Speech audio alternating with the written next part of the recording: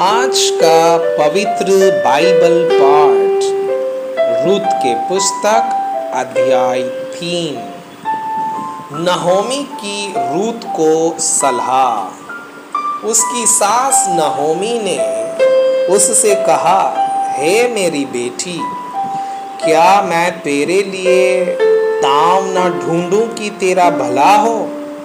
अब जिसकी दासियों के पास तू थी, क्या वो बोआज हमारा कुटुंबी नहीं है?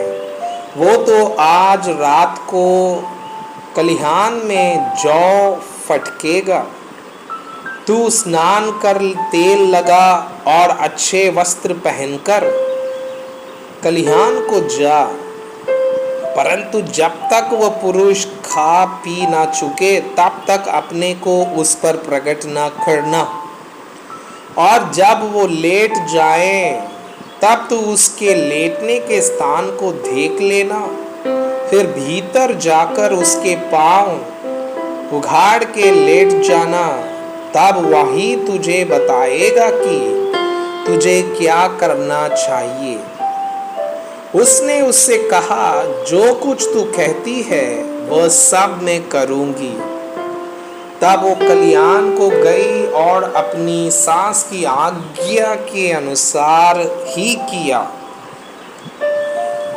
जब बोआज खा पी चुका और उसका मन आनंदित हुआ, तब जाकर अनाज के ढेर के एक सिरे पर लेट गया। तब वो चुपचाप गई और उसके पांव उघाड़ के लेट गई। आधी रात को वो पुरुष चौंक पड़ा और आगे की ओर झुककर क्या पाया कि उसके पांवों के पास कोई स्त्री लेटी है। उसने पूछा, तू कौन है? तब वो बोली, मैं तो तेरी दासी रूत हूँ। तू अपनी दासी को अपनी चादर ओढ़ा दे, क्योंकि तू हमारी भूमि छुड़ाने वाला कुटुंबी है। उसने कहा, हे बेटी, यहोवा की ओर से तुझ पर आशीष हो, क्योंकि तूने अपनी पिछली प्रीति पहली से अधिक दिखाई। क्योंकि तू क्या धनी क्या कंगाल किसी जवान के पीछे नहीं लगी। इसलिए अब है मेरे बेटी, मत डर। जो कुछ तू कहेगी मैं तुझसे करूँगा, क्योंकि मेरे नगर के सब लोग जानते हैं कि तू भली स्त्री है।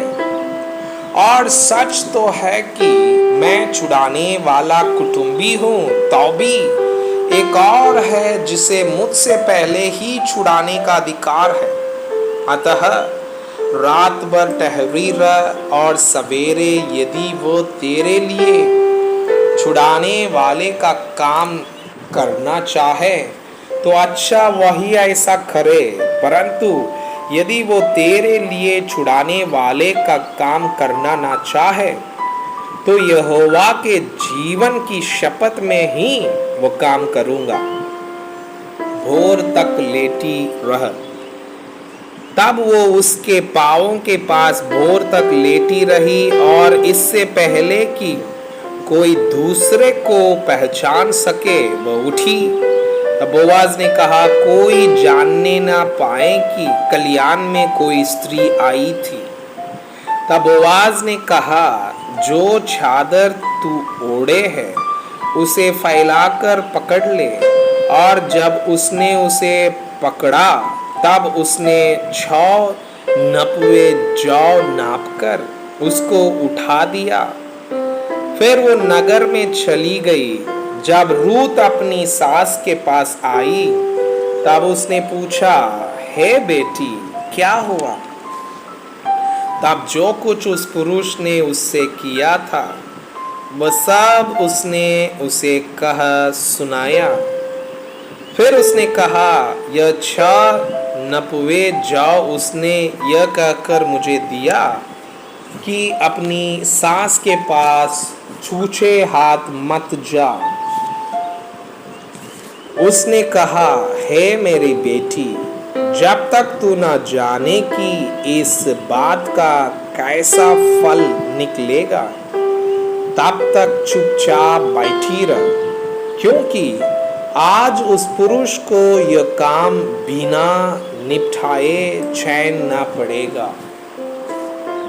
मैं आपसे यह अनुरोध करता हूँ कि कृपया आज का बाइबल पाठ को अध्ययन करें और जिन वचनों के द्वारा आप प्रभावित हुए उसे अपने कॉपी में लिखें और आज दिन भर इस वचनों को अपने जीवन में अभ्यास करें। परमेश्वर चाहता है कि आप उनके समान सिद्ध और पवित्र बन जाएं।